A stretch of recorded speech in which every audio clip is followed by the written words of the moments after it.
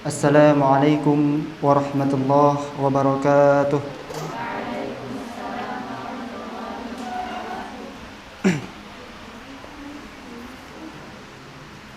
Alhamdulillah rabbil alamin. Alhamdulillahilladzi a'azzana bil imani bih wa hadana ila 'azimi syari'atih wa as'adana bittiba'i afdali rusulih wa ashhadu an la ilaha illallah wahdahu la syarika lah fi uluhiyati wa rububiyyati wa asma'ihi wa sifatih wa ashhadu anna Muhammadan abduhu wa rasuluh. Allahumma salli wa sallim wa barik ala sayyidina Muhammad wa ala alihi wa sahbihi wa sallim ajma'in, amma ba'd. Alhamdulillah, segala puji dan syukur kehadirat Allah Subhanahu wa taala yang masih memberikan kita kesempatan, waktu luang untuk terus belajar, untuk terus berusaha meminta ampunan Allah Subhanahu wa taala terhadap kesalahan-kesalahan yang pernah kita lakukan, dan juga berharap ridhonya Allah Subhanahu wa taala atas amal-amal ibadah yang kita lakukan. Kemudian salawat dan salam kita kirimkan kepada salah seorang pemuda Padang Sahara yang sejak kecil sudah menjadi yatim, yang tak pernah kalah banding. Beliau yang tidak suka berunding, kesedihan demi kesedihan beliau alami, kepahitan atas kepahitan beliau hadapi, tetapi beliau tidak pernah frustasi sampai nekat bunuh diri. Siapa itu? Baginda Rasulullah Nabi Muhammad sallallahu alaihi wasallam. Santriwan dan santriwati yang insyaallah dirahmati Allah Subhanahu wa taala, semuanya sehat? Alhamdulillah. Nah, sebelum kita membaca buku tentang Muslim Hebat, kita mendengar tilawah Al-Quran yang insyaallah akan dibacakan oleh saudara kita Ustadz Akmal. Kepada Ustadz kami persilahkan dengan segala hormat.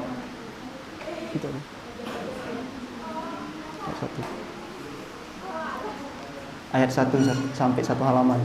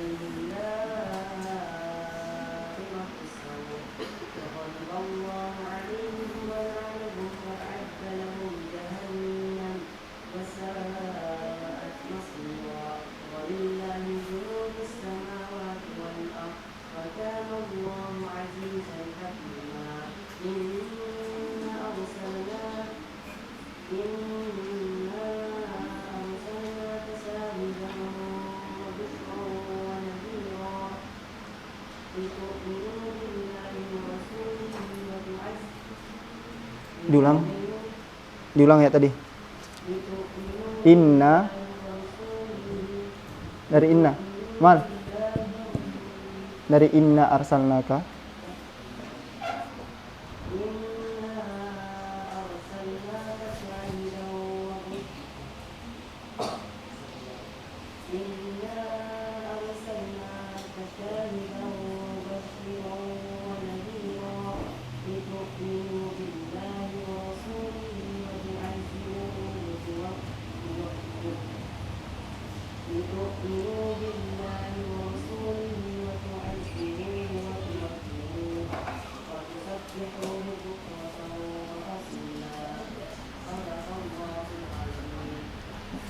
Allahumma arhamna bil Quran. Alhamdulillahirabbil alamin. Terima kasih kepada Ustaz Akmal. Semoga dengan bacaan Al-Quran membawakan keberkahan di sore hari ini menjelang maghrib. Amin insyaallah. Pak Haji ngapunten nggih Pak. Kulo nang atas. Nggih, alhamdulillah. Santriwan dan santriwati yang insyaallah dirahmati Allah Subhanahu wa taala, beberapa bulan yang lalu pernah kita baca buku ini ya? Pernah ya, baru sekali. Itu judulnya tentang membuktikan apa? Tentang buktikan Islam, buktikan Islammu ya, tambah Islammu. Benar, buktikan Islammu. Gimana cara membuktikan Islammu? Masih ingat enggak? Gimana? Ustaz Bagas? Enggak tahu? Salah satu cara kita membuktikan Islam yaitu berani berkorban. Ya, berani mengorbankan keislaman kita, berani mengorbankan tenaga kita, apalagi harta kita untuk kepentingan Islam, melaksanakan kepentingan-kepentingan dan kewajiban-kewajiban kita kepada Allah Subhanahu wa taala. Kemudian sekarang kita memasuki judul yang kedua, yaitu judulnya tentang pupuk rasa iri legitkan potensi diri. Pupuk rasa iri legitkan potensi diri. Nah, sekarang kita tanya, iri itu bagus tidak? Enggak. Iri itu boleh enggak? Enggak boleh. Ada yang boleh, ada yang enggak. Kalau dengki, boleh enggak? Ya. Apa yang membedakan iri dan dengki? Ada yang tahu? Ama tahu, Ma? Apa yang membedakan iri dan dengki? Ya. Ini perhatikan baik-baik, nanti jawabannya ada di sini. Yang pertama, banyak rasa iri yang menjerumuskan manusia kepada kerugian dan kesedihan. Namun, ada iri yang membuat kita mampu melejitkan potensi kebaikan. Ada iri yang membuat kita mampu melejitkan potensi kebaikan, mampu menyemangatkan diri kita. Ya. Baik dalam hal ilmu maupun dalam karya kebaikan, yakni ketika melihat orang kaya yang rajin berderma dan iri ketika melihat orang alim yang mengamalkan dan mengajarkan ilmunya. Ya, ini iri yang dibolehkan. Ketika kita melihat orang kaya yang rajin berderma, rajin berinfak, rajin membantu orang-orang yang membutuhkan. Ini iri dibolehkan kepada orang tersebut. Kemudian juga iri kepada orang yang berilmu. Nah, kalau di kita mungkin irinya kepada teman-teman yang bisa duduk lama bersama Quran, ya kan? Benar nggak? Nah, yang bisa duduk lama bersama Quran, banyak kegiatan, tapi Qurannya juga bisa menjadi sahabat. Nah, jangan banyak kegiatan, terus dibilang, Ustaz kita banyak kegiatan, nggak bisa mengambil waktu murojaah. Nah, padahal pas murojaah, ketawanya juga terbahak-bahak. Nah, pas halakoh juga sama. Pas subuh apalagi tidur. Iya kan? Benar nggak? Iya kan? Benar kan? Ini iri boleh kepada teman-teman yang bisa berani berkorban, subuhnya nggak tidur, pas murojaahnya semangat, pas ada kegiatan juga berdakwahnya semangat. Nah, jangan lihat teman yang ketawa-ketawa sana, terus sering-sering keluar, akhirnya apa? Ikut-ikutan keluar. Ya, itu nggak baik. Nah, iri kayak gitu nggak boleh. Kemudian bahkan mendatangkan pahala sebagai aplikasi dari niat yang baik. Karena tatkala timbul rasa iri tersebut, ia pun berniat untuk melakukan hal yang sama. Jika Allah memberikan kesempatan kepadanya, dan iri yang semacam ini sangat besar manfaatnya. Nah, iri yang kayak gini besar manfaatnya. Bahkan Nabi sallallahu alaihi wasallam bersabda, la hasada illa fisnatani, rajulun atahu Allahu malan fasullita ala halikatihi fil haqqi, wa rajulun atuhu Allahu al-hikmah fahuwa yaqdi biha wa yu'allimuha. Tidak ada iri kecuali terhadap dua orang. Orang yang dikaruniai harta oleh Allah, lalu dia belanjakan di jalan kebenaran. Dan seseorang yang diberi hikmah, diberi ilmu oleh Allah, sedangkan ia mengamalkan dan mengajarkannya. Hadis riwayat Bukhari dan Muslim. Ya, ini iri yang seperti tadi. Iri kepada orang yang memiliki harta yang banyak, tapi dia belanjakan dan juga dia dagangkan kepada Allah Subhanahu wa taala. Ya, pernah kan dicerita sama Ustaz Tulus, orang apa yang Ustaz Tulus jumpa jual ayam, ya kan? Yang dilihat rumahnya biasa-biasa saja. Nah, padahal dia memiliki tanah yang berhektar-hektar. Itu nggak ada yang tahu. Nah, kita iri dengan orang-orang yang seperti ini diperbolehkan. Karena apa? Ketika kita iri dengan seorang seperti ini dan ada niat kebaikan di dalamnya, pasti kita ada niat untuk bisa seperti itu. Dan ini juga sudah berpahala. Tadi dibilang di sini, ini juga sudah berpahala. Ya. Dan ini sinilah manfaatnya. Ketika kita iri kepada yang kebaikan, ketika kita iri pada kebenaran, di situ juga ada rasa semangat untuk bisa dan ingin berbuat baik seperti itu. Kemudian yang kedua, iri kepada orang yang ilmunya itu, kepada orang yang berilmu, kemudian ilmunya itu diamalkan dan juga diajarkan, dan juga dia mengajarkannya. Nah, ini boleh, ya. Karena apa? Dia sekarang hati-hati, karena orang berilmu itu sekarang cukup banyak. Cukup banyak. Nah, orang berilmu, pandai berbicara juga cukup banyak. Tapi orang berilmu, pandai berbicara dan lebih pandai dalam mengamalkan, itu minim. Itu minim. Nah, makanya antum nasini sekalian, ini antum calon-calon ustazah, ya kan, insyaallah. Nah, disinilah coba belajar mulai sekarang. Ya, mulai belajar sekarang untuk menertibkan diri, melaksanakan perintah-perintah Allah dengan tepat waktu, misalnya sholat, ya kan, sholat tepat waktu ke masjid, nggak ada yang telat, ya kan. Nah, ini datangnya pas komat mau komat baru datang, ya kan, pas komat baru mau datang. Padahal apa? Ketika kita bisa ini melaksanakan dan menjaga tepatnya waktu sholat, insya Allah Allah yang bantu yang lain. Segala kegiatan kita Allah yang bantu nanti. Ya, yang penting apa? Waktu kita sama Allah kita jaga dulu. Ini menjadikan patokan utama. Mau lihat kedisiplinan seseorang, lihat di sholatnya. Kalau dia sholat bisa disiplin, insya Allah yang lain insya Allah ikut disiplin. Lihat di sholatnya. Karena apa? Waktu dia sama Allah dia jaga. Apalagi waktu dia sama manusia. Apalagi amanah-amanah dia dengan dunia. Itu udah hal biasa. Ya. Ustaz pernah jumpa orang di Seraten. Beliau seorang pembisnis, bangun tenda pernikahan. Ya. Mereka punya kelompok pembisnis tenda pernikahan. Saya tanya sama beliau, dia temannya itu pinjam apa yang nggak ada sama temannya tersebut, dipinjam sama bapak itu, dipinjam bahkan nggak disewakan. Kalau tempat-tempat lainnya disewakan, nggak disewakan, kemudian nggak ada perjanjian, yang penting pinjam. Saya tanya, bapak kok yakin bisa ngasih seperti itu? Ini teman saya Aris, katanya. Saya udah kenal beliau. Lah bapak tahu beliau orang baik dari mana? Kalau kamu mau tahu orang itu baik, lihat di sholatnya. Perhatikan waktu sholatnya. Perhatikan dia jaga waktu sholat enggak. Kalau dia menjaga waktu itu, insya Allah dijamin itu orang baik. Insya Allah dijamin itu orang baik. Dan terlihat kalau memang enggak orang baik, menjaga waktu sholat hanya sekedar, itu juga terlihat. Ya, itu juga terlihat. Luar biasa. Ini makanya kita itu bisa belajar dimanapun. Ya, jangan sampai berpatokan kita belajar hanya di dalam ruang kelas. Ya, jangan sampai belajar kita di ruang kelas. Semua yang ada di dunia ini bisa menjadi guru. Semua yang ada di dunia ini bisa menjadi guru. Bahkan kita bisa belajar dengan orang-orang yang memang kita lihat nggak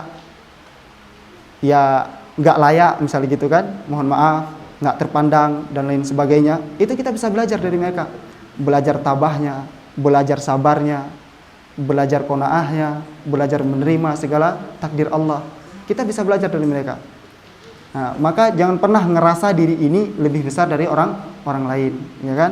Nah, ini kemudian maksudnya tidak iri yang lebih sempurna manfaatnya selain iri dalam dua hal ini.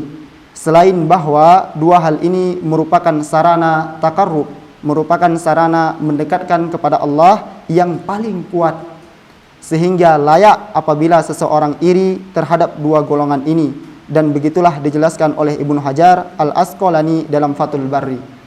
Nah, makanya di sini teman-teman sekalian, santriwati, santriwan, nah, kalian kalau lihat teman-teman itu yang dekat sama Allah, lihat teman-teman itu yang bisa rapat sama Allah, rapat sama Al-Quran, itu didekati, ya, didekati. Karena nanti semangatnya akan kontak, nanti semangatnya akan turun ke kita sedikit, walaupun tidak banyak. Sering-seringlah ngobrol sama orang-orang yang seperti ini. Dia akan menjaga semangat ini dan dia akan membantu kita dalam menjaga, mendekatkan kita diri kepada Allah. Tapi kalau kita sering sama teman-teman yang circle-nya, mohon maaf, lari-lari, bercanda-bercanda, ya, itu juga akan terbawa hal seperti itu. Ya, mulai detik ini coba ubah mindsetnya, ubah. Yang paling penting tentukan waktu-waktu yang memang udah wajib antum tunaikan di sini, itu tunaikan dengan baik.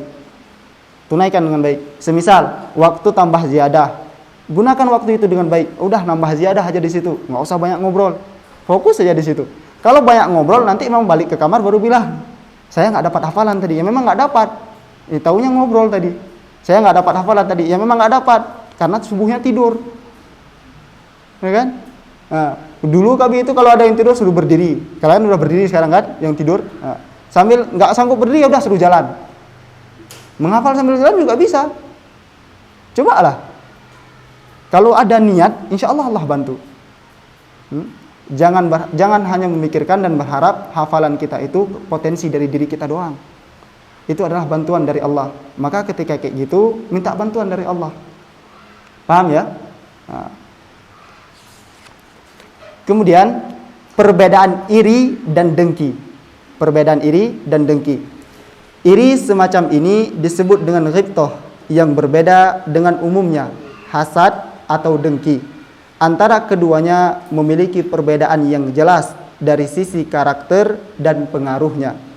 Ingat, iri dan dengki ini berbeda, ya. Dan di antara keduanya ini juga berbeda baik dari sisi karakter ataupun pengaruhnya. Kedengkian lahir dari kebencian. Tidak suka jika suatu nikmat diberikan kepada orang yang didengkinya. Seringkali orang yang dengki juga sangat ingin jika nikmat itu dicabut dari orang lain. Ini orang dengki. Nah, ini yang tahu diri kita pribadi. Yang tahu diri kita pribadi. Nah, yang tahu diri kita pribadi. Ya, antum lihat di diri kita pribadi.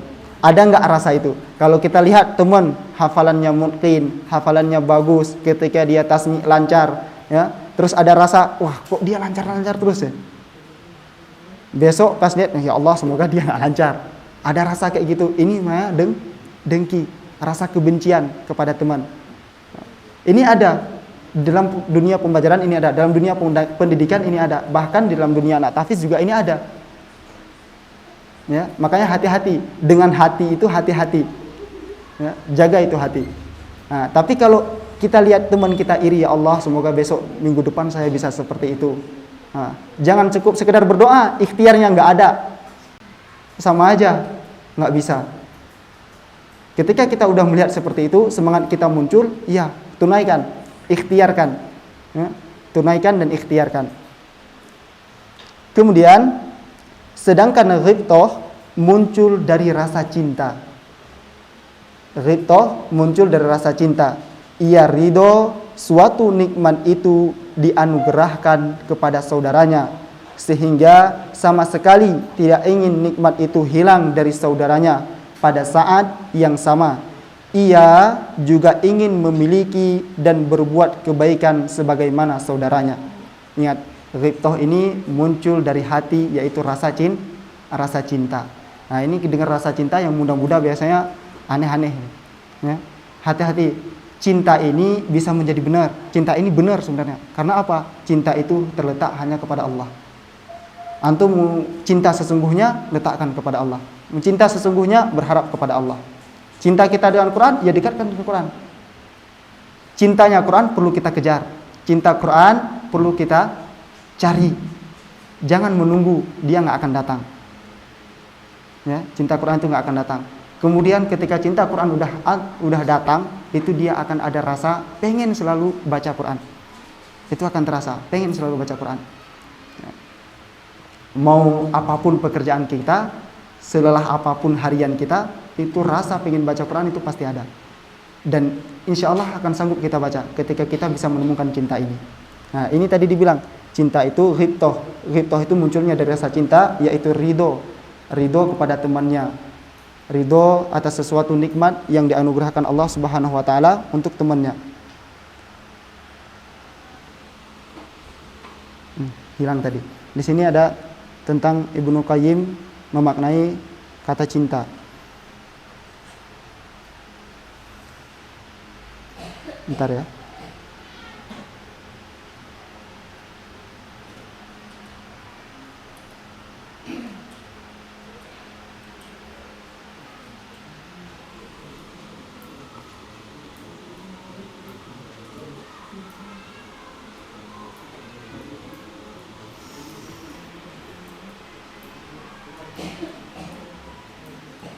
Maaf hilang, nanti kapan-kapan Ustaz lihat lagi.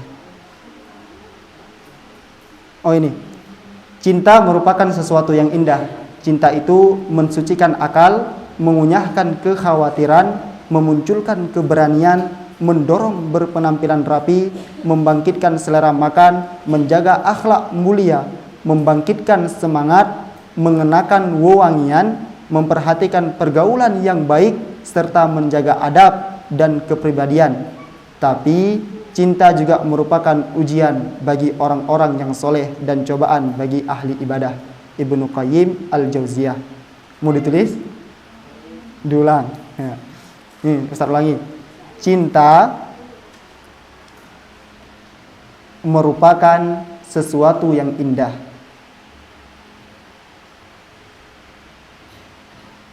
Dah? Cinta itu mensucikan akal.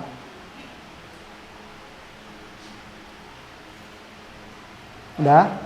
Mengunyahkan kekhawatiran.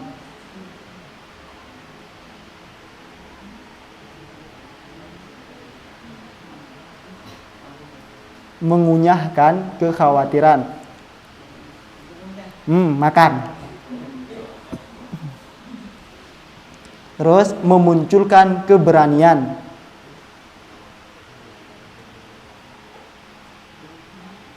Mendorong berpenampilan rapi.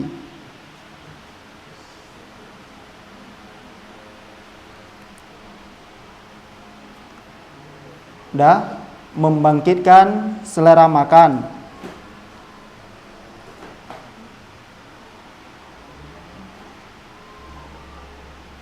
Menjaga akhlak mulia. Dah, membangkitkan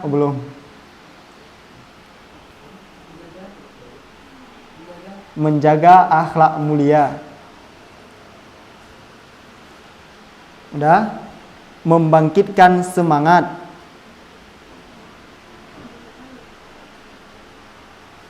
Udah, mengenakan wewangian. Nah, ini untuk akhwat, kalau wewangian cukup terhirup bagi pas sama-sama akhwat aja, jangan sampai dicium sama laki-laki, nggak boleh ya. Terus dah, mengenakan wewangian, memperhatikan pergaulan yang baik, serta menjaga adab dan kepribadian.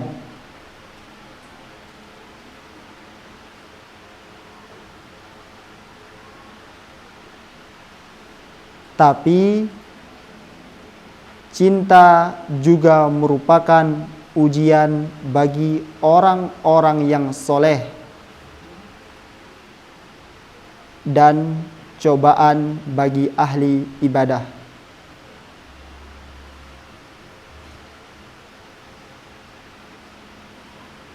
Qala Ibnu Qayyim Al-Jauziyah.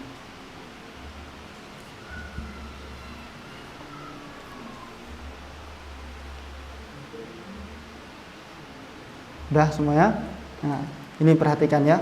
Ingat, lahirkan dan tanamkan rasa cinta ketika kita ingin melakukan sesuatu. Maksudnya apa? Cinta itu tulus. Bukan rasa tulus, cinta itu tuh tulus, ikhlas. Ya.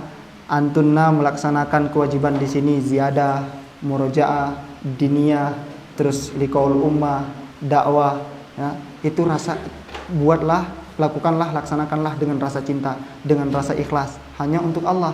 Jangan patokannya karena musyrifah, jangan patokannya karena ustazah, jangan patokannya karena suruhan. Karena ini dapatnya cuma di dunia, nggak ada dapat di akhirat. Ya. Ustaz selalu ingatkan di ikhwan, kalian mau lakukan sesuatu, mau bangun tahajud, jangan karena ustaz. Mau bangun tahajud, jangan karena ustaz yang lain. Bangun tahajud, bangun sendiri. Ya. Ketika udah bangun, alarm bunyi, karena HP pegang kan. Kalau pondok-pondok lain kan nggak boleh pegang HP. Ini mereka pegang HP, luar biasa nih. Ya kan? Luar biasa mereka. Beda dari yang berbeda. Mondok, tapi pegang HP. Masya Allah. Ya. Bunyi alarmnya jam 2, bangunnya jam 4. Ya. Ini juga semua. Ingat, ketika bunyi alarm itu adalah panggilan dari Allah. Semuanya sadar, bunyi alarm sadar, bangun, cek, selesai, tidur lagi. Azan nggak ada orang, ya kan? Telat, bener nggak? Tapi alhamdulillah sekarang mereka udah berubah. Masya Allah, yang ikhwan itu udah berubah. Coba lihat ya ikhwan, udah tahajud ketika malam, masya Allah, alhamdulillah. Ya, doakan ya ikhwan ini semoga istiqomah. Amin. Nah, kita lanjut.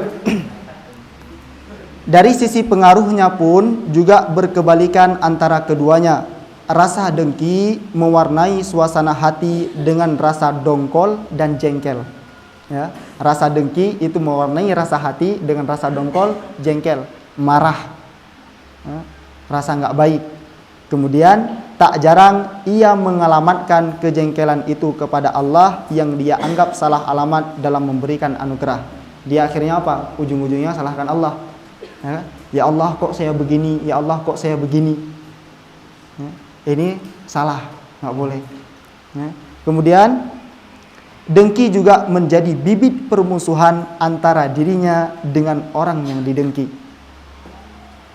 Bisa jadi kedengkian itu dilampiaskan dengan tindakan jahat terhadap yang didengki. Belum lagi terhapusnya kebaikan dengan cepat seperti kayu bakar yang dilalap api. Nah, ini pernah nggak lihat teman-teman seperti ini di pondok? Pernah nggak? Di sini ada nggak? Semoga nggak ada. Rasa dengki kepada teman yang lain. Ini misal ada teman yang selalu dekat sama ustadznya, gitu kan? Teman selalu bisa murojaah, mungkin maju tiap hari, mungkin. Ini ada rasa teman-teman nanti yang lihat, dia kesempatan terus, saya nggak punya kesempatan. Ya kamu nggak punya kesempatan, kamu nggak berikhtiar kok. Ingat, kesalahan itu bukan datang dari orang lain. Kesalahan itu datang dari diri kita pribadi. Ya, kita mau lebih baik, yang munculkan, ikhtiarkan dalam diri kita harus lebih baik.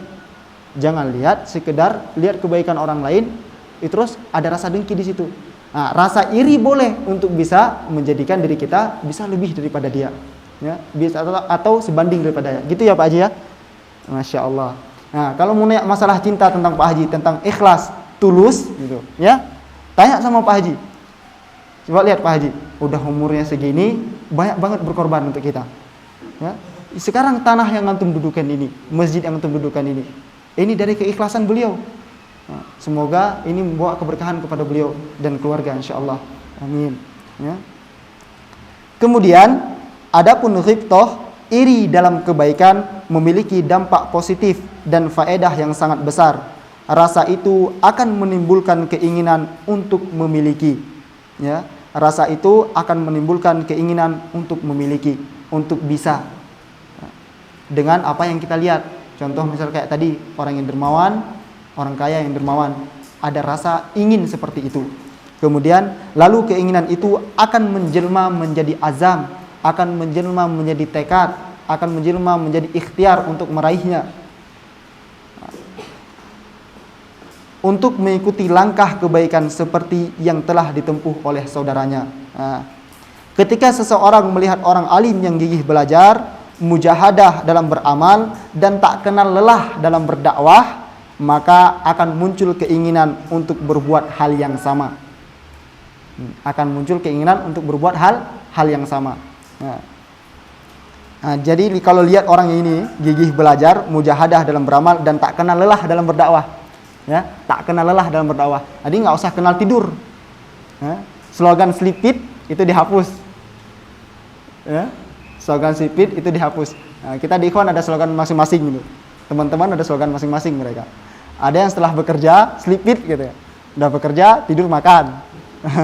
Ada kayak gitu. Ada yang setelah bekerja berusaha berjuang lagi. Karena mereka kan ada kerja bakti. Kerja bakti itu kurikulum. Jangan salah, mereka mencari bakat di situ. Jangan salah untuk artikan, wah, Ustaz Bagas cuma kerja bakti doang tinggal di sini misal gitu kan. Dafa cuma kerja bakti doang. Wah, kalian nggak tahu, disitulah mencari bakat mereka. Dan kalian nggak ada di tempat kalian itu, nggak ada. Angkat galon itu, siapa bisa coba? Bisa kalian? Bisa, tapi selalu bilang, gas nanti ya, galon 1. Bener nggak? Bisa. Pak, nanti ya galon 1. Apa? Oh jauh, Masya Allah ya. Jauh rupanya. Antum ikhlas nggak?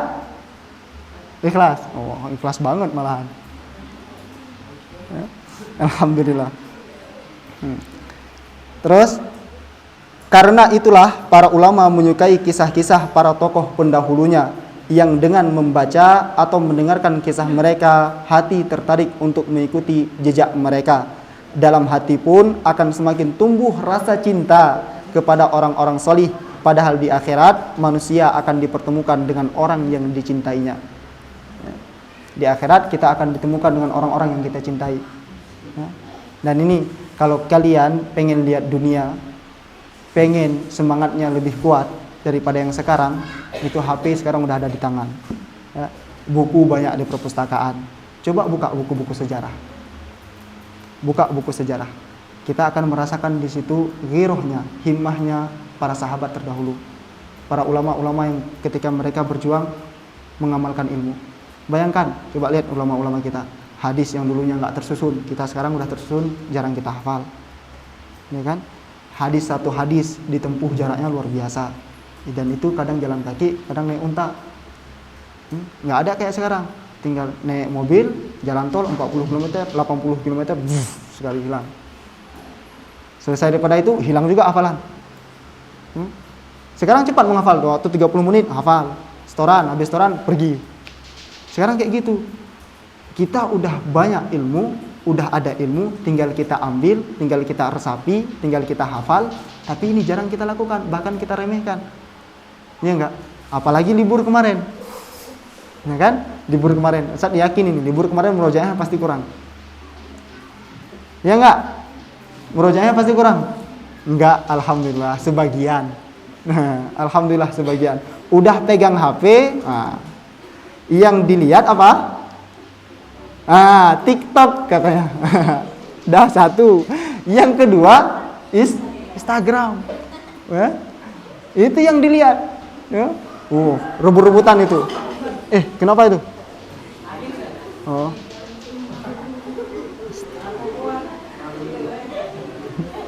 Dipegang.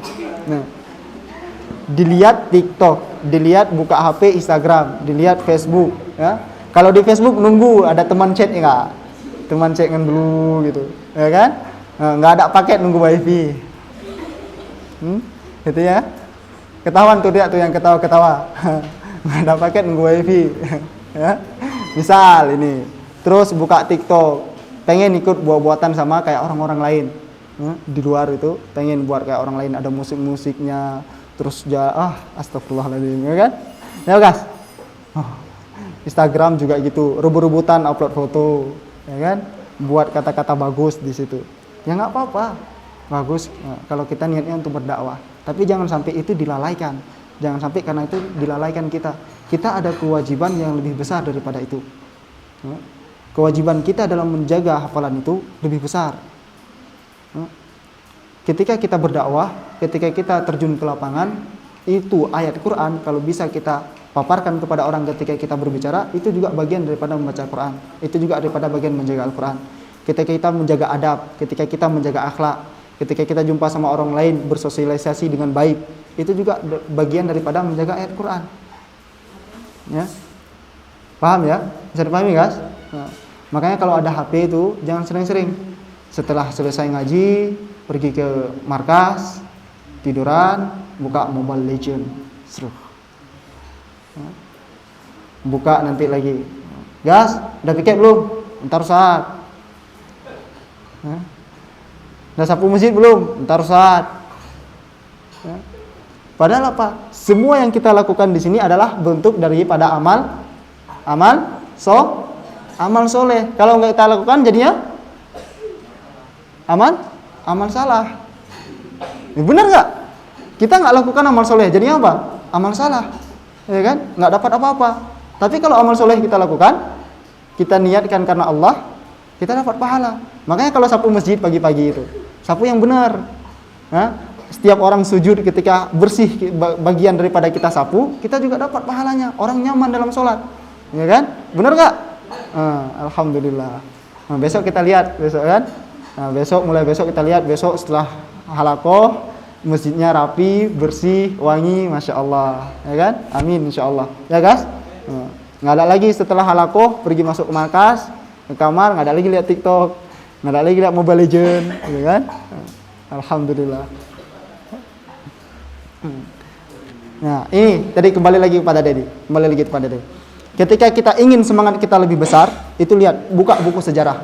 Buka buku sejarahnya para nabi, buka buku sejarahnya para sahabat ketika mereka mencari ilmu. Kalau ingin tahu dunia sebesar mana luasnya, buka itu buku. Buku sejarah terutama buka. Sekarang gampang kok. Nggak dapat di buku, dapat di HP. Bisa lihat di HP, belajar sejarah-sejarah orang kenapa bisa sukses, ya. Kenapa mereka bisa berdakwah hingga sebegitu besarnya. Itu ada semua. Ya, lihat sejarah dan lihat dunia di sejarah. Nah, ini kita lihat santriwan dan santriwati yang insyaallah dirahmati Allah Subhanahu wa taala. Ini ada cerita ini, kan? Saat kita kesulitan mencari suasana yang mengundang inspirasi untuk beramal, atau kita tidak mendapatkan teman yang ketika melihatnya muncul semangat untuk mempelajari ilmu syar'i, maka carilah suasana dan teman itu dalam biografi para ulama. Nah, ini perintah. Ketika kita nggak dapat di dunia, lihat teman-teman yang soleh, nggak kita dapatkan, udah kita cari juga gitu-gitu aja, pengen yang lebih daripada itu, buka biografi para ulama. Buka biografi para ulama. Nah, kemudian, atau kisah orang yang memiliki kekuatan himmah, kekuatan tekad, dengan begitu seakan Anda berada di tengah mereka, merasakan hangatnya suasana mujahadah dalam mencari ilmu dan beramal. Sedangkan aroma kemalasan di sekitar kita lemah pengaruhnya terhadap kita. Ya. Nah, kalau udah capek kita cari nggak dapat, cari di biografi para ulama. Cari sehingga apa? Nah, itu dibaca, nggak bisa baca sekali, baca berulang-ulang. Kalau sekali baca nggak dapat maknanya, nggak antum bisa resapi, nggak bisa diresapi, itu diulang lagi sampai bisa diresapi, sampai kita ngerasa, oh gini ya. Kalau bisa, kalau ada sedih sampai nangis, itu baru bisa diresapi. Tapi cuma sekedar baca bisa, ya kan? Ibarat kalian setoran 30 juz ngejar setoran dalam waktu 1 bulan, bisa nggak? Bisa. Setelah itu ada maknanya nggak? Nggak ada kan? Nggak ada hikmahnya kan? Nah, dikenal sama orang, wah hafidhuh 30 juz, begitu ditanya, dites, hilang, kabur. Ya. Banyak sekarang pondok-pondok kayak gitu, mengejar apa? Mengejar bukan kualitas. Cukup sekedar 30 juz terus hilang. Ya. Kalian sekarang yang tahu hafalan kalian sendiri. Coba lihat setoran kalian berapa, hafalan mungkinnya udah berapa. Itu coba dibandingkan. Hafalan setorannya berapa, yang mungkinnya berapa. Kalau mungkinnya lebih dikit daripada yang setoran hafalan, misalnya setoran hafalan 20 juz, terus yang mungkinnya 10 juz, berarti bukan banyak masih PR-nya. Benar nggak? Benar nggak? Masih banyak kan PR-nya? Nah, maka dari itu kalau ada waktu leha-leha, berarti kita nggak memperhatikan ini. Ya. Karena Ustaz sering jumpa orang-orang kayak gini. Ya. Dulu Ustaz punya santri di Al-Madinah itu, setorannya sekarang udah selesai, 30 juz. Ditanya mungkin, udah berapa hafalan antum mungkin? 6 juz Ustaz. 6 juz.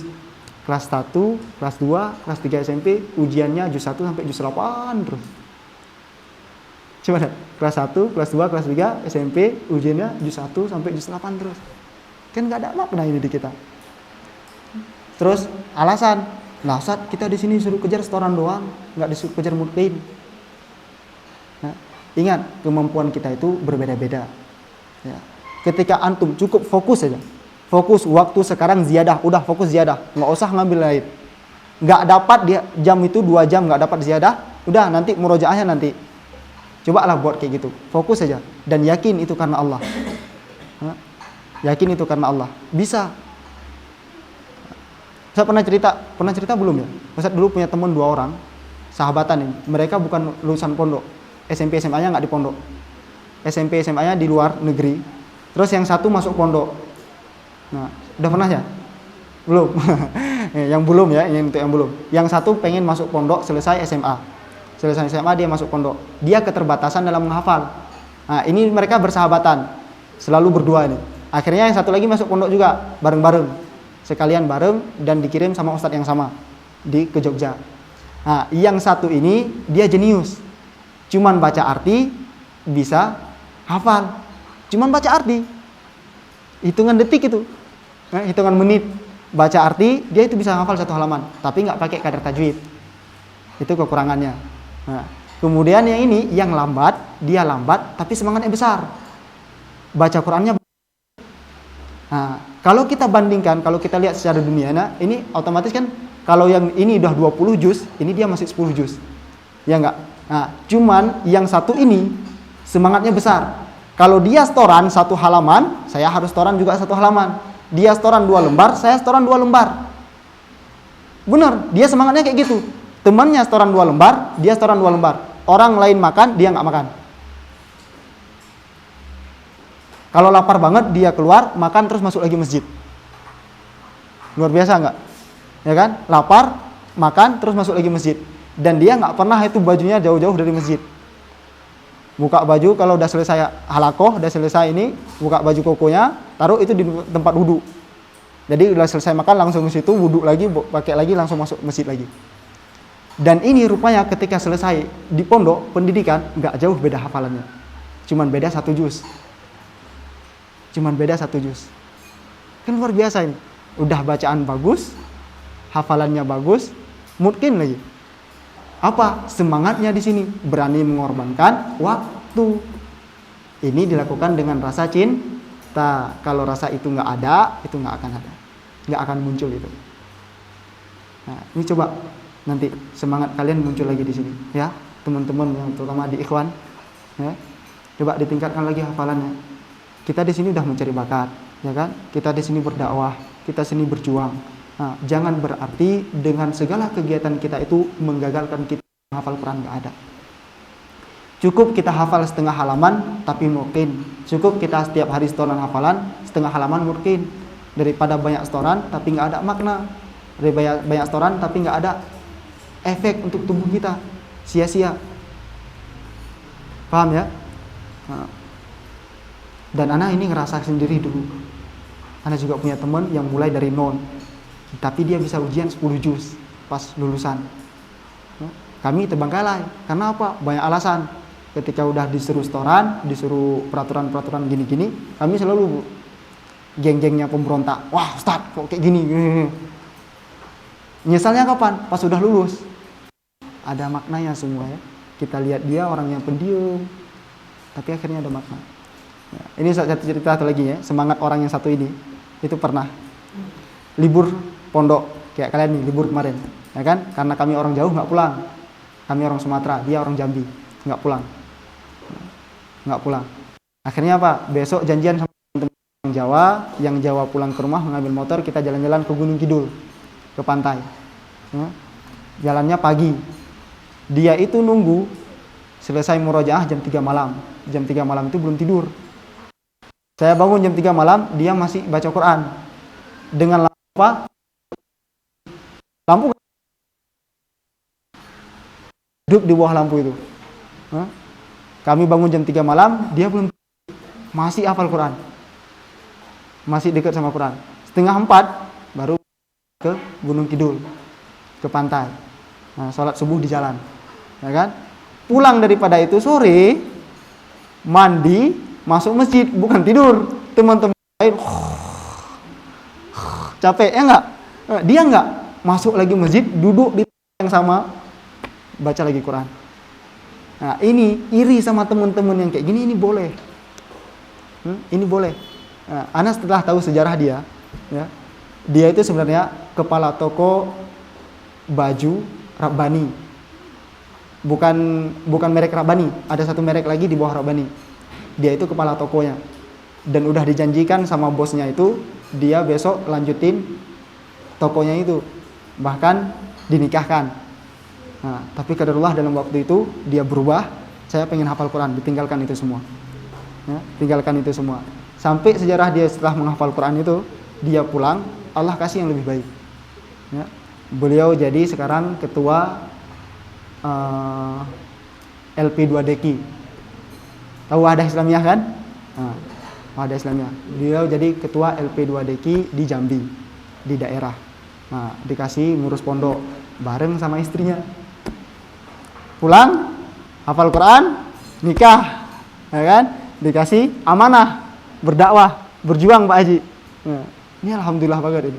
Yang satu juga sama. Sahabat yang satu lagi tadi nggak mau ngalah. Jadi mereka nggak mau ngalah.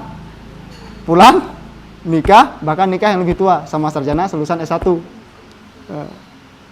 Umurnya tahu nggak? Lebih muda, nggak, 22 sama. Sekarang masih 22.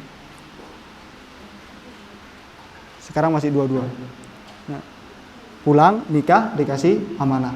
Yang satunya lagi jadi ketua DPD yang jenius tadi. Ketua daerah. Sama bareng istrinya juga ketua daerah, ya, putri. Bagian putri. Nah, ini iri-iri seperti ini boleh. Nah, kalau pengen semangat ini ada dalam diri kita, coba baca buku-buku sejarah. Baca buku-buku sejarah, baca biografi para ulama, lihat circle-circle lingkungan teman-teman yang bagus, teman-teman yang solehah, teman-teman yang memang berjuang, ya. Nah, kalau di ikhwan, lihat teman-teman yang memang berjuangnya bisa, juga menghafal Quran juga bisa. Ya enggak? Nah, kalian di sini guru, kalian di sini mencetak para penghafal Quran. Nah, menghafal Quran, kalian berusaha untuk tahu gimana sih cara menghafal Quran yang benar. Nah, apa yang dibutuhkan, metode apa saja yang dibutuhkan. Apa yang itu bisa kalian dapat jawabannya ketika kita udah pengalaman, dan pengalaman kita itu benar, niatnya benar, itu dapat nanti ketika antum mengurus, udah jadi ustazah, udah bisa kita kasih arahan kepada santri, ya, bisa dipahami ya. Nah, ingat dibuka tadi buku biografi. Nah, ini ceritanya seperti Abdullah bin Mubarak yang memilih untuk bersegera pulang daripada duduk bercengkrama di depan masjid usai sholat. Abdullah bin Mubarak ketika selesai sholat dia langsung pulang daripada duduk bercengkrama hahe ho hahe depan masjid gitu kan. Apalagi zaman sekarang selesai sholat langsung pegang HP. Ya enggak guys? Iya, nggak salah. Kan? Selesai sholat pegang HP misalnya.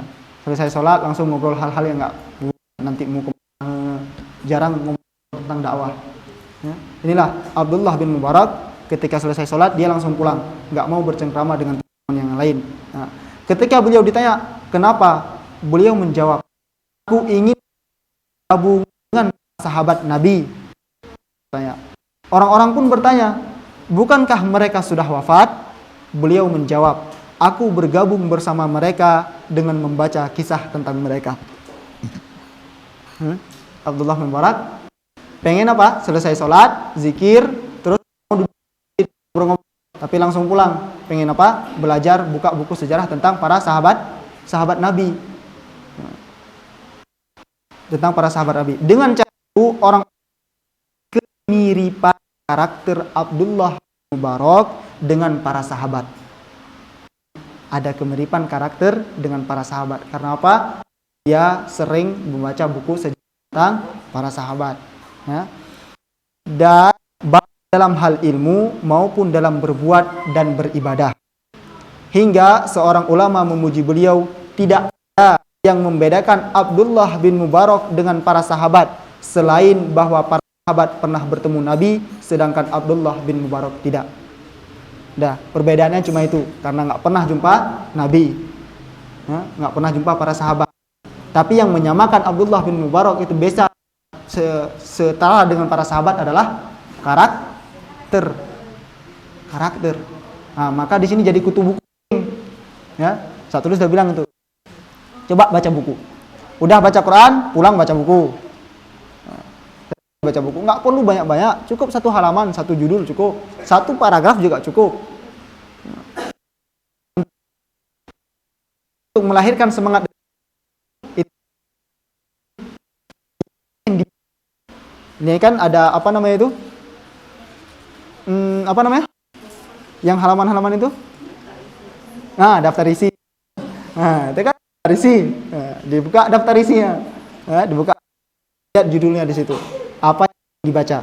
Nah, cukup selama di daftar itu yang pengen dibaca. Karena apa? Muncul nanti saran lagi.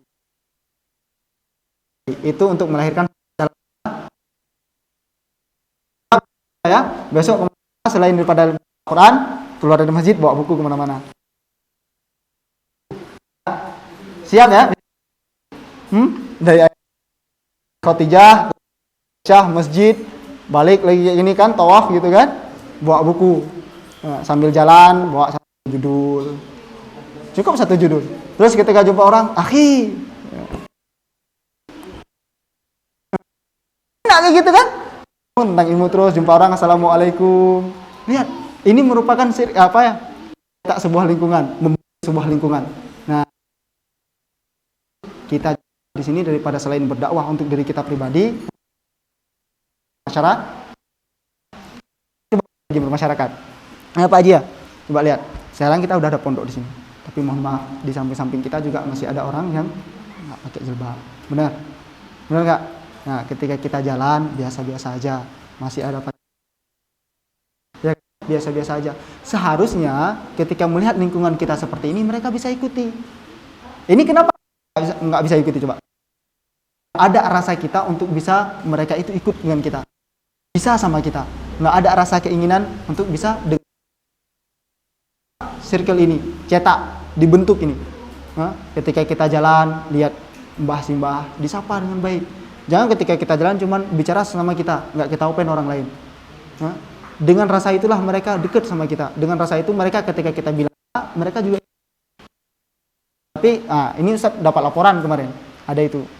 Ustaz, ini di sini santrinya sekarang beda katanya, sama yang dulu, ya kan? Santri yang dulu agak ramah-ramah, yang sekarang kurang ramahnya, katanya. Nah, makanya Ustaz bilang tadi, ketika lihat orang ada di pinggir jalan, ada di depan rumah, disapa aja nggak apa-apa. Monggo ibu, assalamualaikum. Kan kita udah kenal itu yang mana orang Islam, mana bukan. Nah, disapa orang Islam, ya derek lang.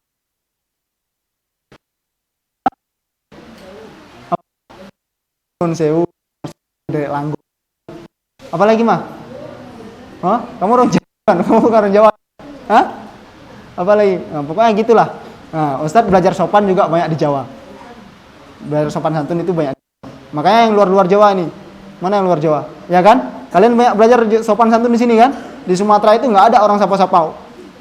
Ye, nggak ada. Nggak ada Sumatera itu. Di kita buat, ngomong mas. Dikituin, dicuekin. Giliran nggak kita sapa?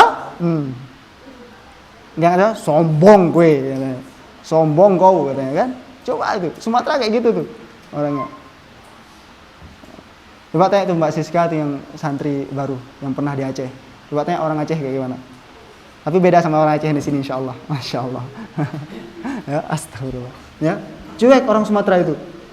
Orang Sumatera cuek. Disapa nggak diopen.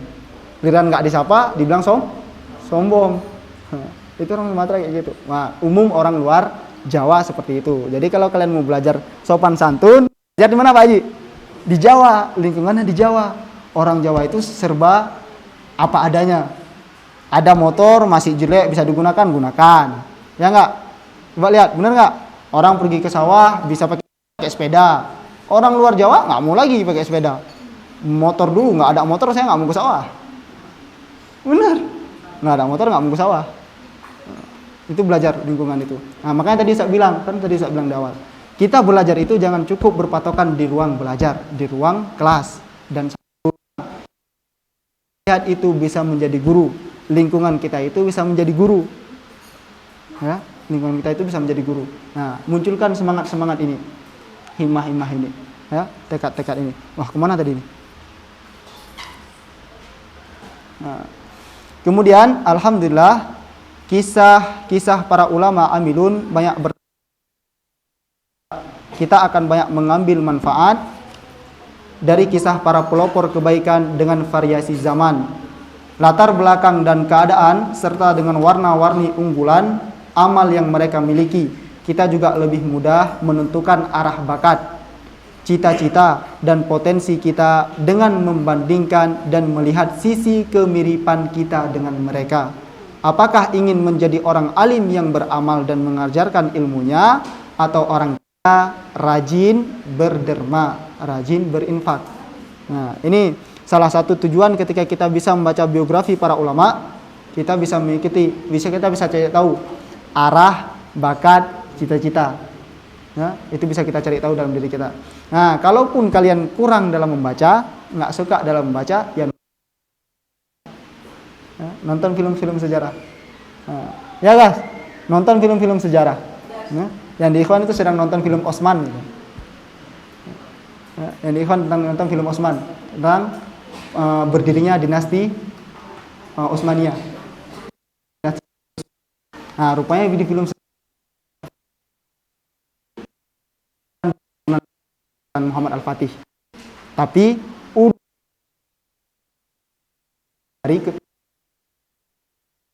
dari Sulaiman Syah, terus setelah Sulaiman Syah ada Ertugul, setelah Ertugul lagi Orhan, setelah Osman ada Orhan lagi, terus setelah Orhan nanti ada Sultan Hamid keberapa itu, sampai Muhammad Sultan Al-Fatih. Nah, itu mereka niatkan dan agendakan rancang-rancang untuk menaklukkan Konstantinopel jatuh di tangan orang Islam sampai keturunan ke-7. Bayangkan berapa abad. Ya, paham ya?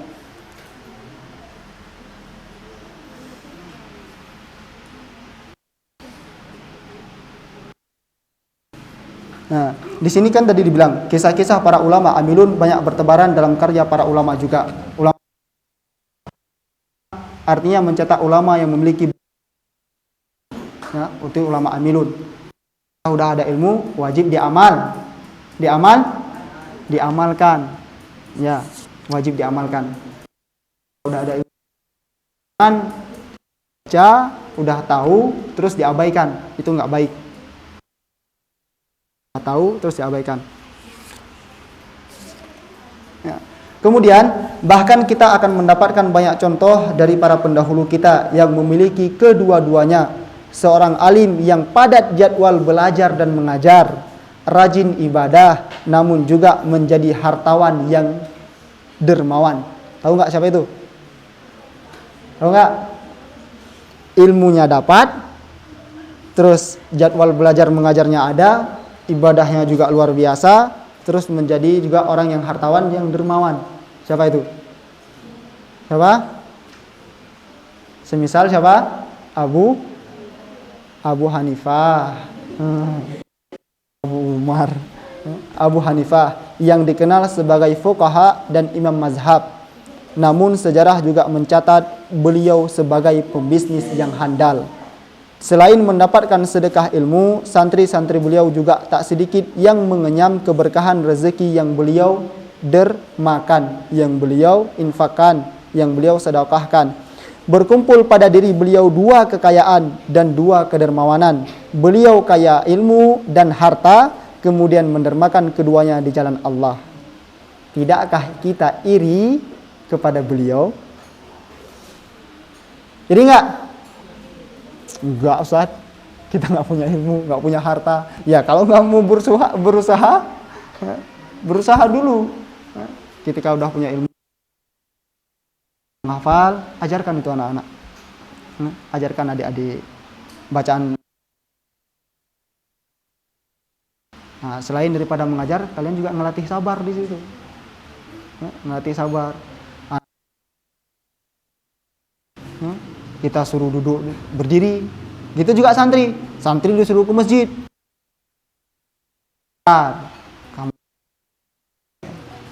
suruh bangun, masih tidur. Disuruh tidur, cerita sampai jam 12 malam. Ya enggak? Emang kayak gini. Ustadz itu harus sabar, ustazah itu harus sabar. Nah, kalian juga yang ospam misalnya gitu kan. Nah, santri-santri disuruh ke masjid, ada yang ngelanggar. Nah, tapi ingat, ketika kita menyuruh orang, coba teladan. Ketika kita mengarahkan orang, coba kan orang itu dengar nggak sama kita.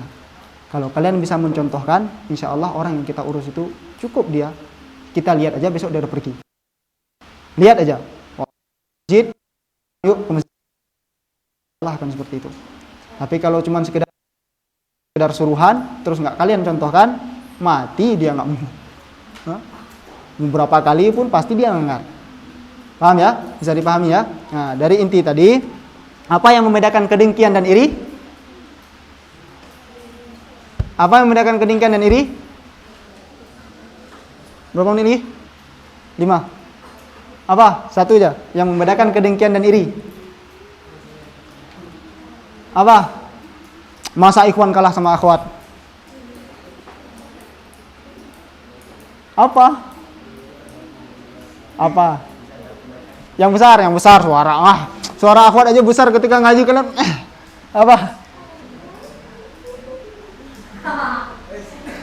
Ayo, ini penutupan tergantung di kalian. Kalian lama jawab, lama kita tutup.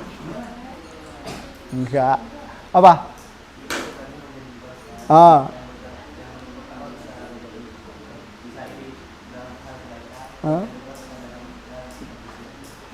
Yang kebencian iri juga. Nah, Masya Allah, Alhamdulillah. Ada yang mau dijelaskan lagi? Enggak? Tuh kan? Nah, itu yang membedakan apa? Kedengkian dan iri. Ya. Kedengkian itu muncul rasa benci, nggak suka, jengkel, jongkol, apalagi bolak-balik lah di situ. Ya. Tapi kalau rasa iri kepada kebaikan itu munculnya dengan rasa cinta. Masya Allah, luar biasa. Ya. Mungkin bencian, tidak suka suatu nikmat diberikan kepada orang yang didengkinya, sedangkan ghibthah, kan iri muncul dari nikmat itu dianugerahkan kepada iri sama dengan ghibthah tentang kebaikan kepada orang lain.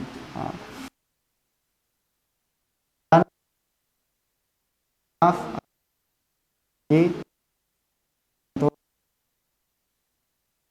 Telepon Pak Haji.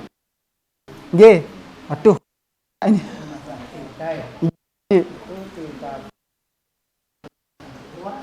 Gimana? Oh, G, Pak Haji. Gimana Pak Haji? Cinta? Cinta itu berarti luas atau sempit? Oh, G. Nah. Bukan luas untuk semua. Alhamdulillah. Berarti gini Pak Haji. Kalau cinta untuk satu orang itu cinta. Kalau cinta untuk satu orang berarti cinta tentang tentang wanita, Pak Haji ya. Berarti tentang lawan jenis. Kalau yang wanita cinta kepada laki-laki, yang laki-laki cinta kepada wanita. Tapi kalau cinta dalam bentuk umum itu Masya Allah. Ya, ini Pak Haji pakarnya cinta insya Allah. Ya Pak Haji ya. Kalau mau tentang cinta bukan hanya cinta tentang kepada manusia ya Pak Haji. Cinta juga tentang amal, cinta tentang ibadah, cinta tentang ketulusan dan keikhlasan itu bersifatnya umum ya Pak Haji gitu. Nah, niatnya tadi untuk Allah Subhanahu wa taala ya. Nah, ketika cinta ini muncul, maka semua yang kita lakukan hanya untuk Allah. Tapi kalau cinta tadi sempit, maksud Pak Haji, cinta itu hanya sekedar kepada si A, si B, si C, nah, selesai. Ya Pak Haji, sempit dia, nggak mau luas, ya, karena letaknya cuma segitu. Tapi kalau cobalah buat kalau di ikhwan itu istri pertama jadi Al-Quran, istri kedua nanti baru cari, ya, ya, alhamdulillah. Mungkin itu Pak Haji, ya, gitu ya Pak Haji ya. Alhamdulillah. Nanti mau belajar lagi saya sama Pak Haji, insyaallah Pak Haji, kalau tentang cinta Pak Haji. Alhamdulillah. Terima kasih untuk santriwan dan santriwati sekalian. Kami mohon maaf jika ada kata-kata yang tidak benar, kata-kata yang salah yang menyakitkan hati kita. Kami mohon maaf sebesar-besarnya. Setelah daripada ini kita ingin lihat perubahan sedikit demi sedikit, ya. Perubahan sedikit demi sedikit. Mau pikir karena rasa cinta, pengen bersih, gitu kan? Cinta rasa cinta kepada Allah, ya. Tinggalkan segala kemaksiatan, ya. Alhamdulillah. Yang tidak mungkin di dunia ini selama kita berani. Tidak mungkin dunia ini selama kita berani. Berani menjawab, berani mengambil, berani tampil dalam segalanya. Kenapa dengan keberanian ketika datang kesalahan? Kita nggak berani, kita akan selalu terpatok kesalahan. Paham? Mungkin ini dari kami. Mohon maaf atas segala kekurangan. Kita tutup majelis kita dan kafaratul majlis. Alhamdulillahirabbil alamin. Subhanakallahumma wa bihamdika asyhadu an la ilaha illa anta astaghfiruka wa atubu ilaik. Wassalamualaikum warahmatullahi wabarakatuh.